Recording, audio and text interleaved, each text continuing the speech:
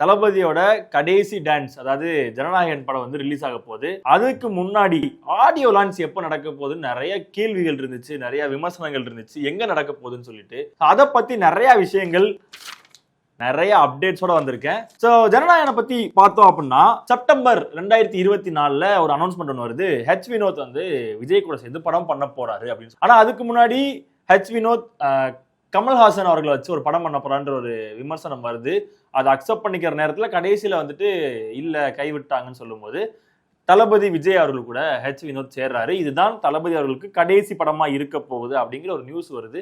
ரசிகர்கள் மத்தியில ஒரு பெரிய அதிர்ச்சி இருந்தாலும் அதை கொண்டாடுறதுக்கான ஒரு மொமெண்டா வெயிட் பண்ணிட்டு இருந்தாங்க. எப்போ இந்த படம் வரப்போகுதுன்னு சொல்லிட்டு. ஸோ செப்டம்பர் மாசம் கன்ஃபார்ம் பண்ணவங்க ஜனவரி 2025 இதுக்கு வந்து ஒரு பெயர் வைக்கிறாங்க, ஜனநாயகன் இந்த படத்தோட பெயர் அப்படின்னு சொல்லிட்டு.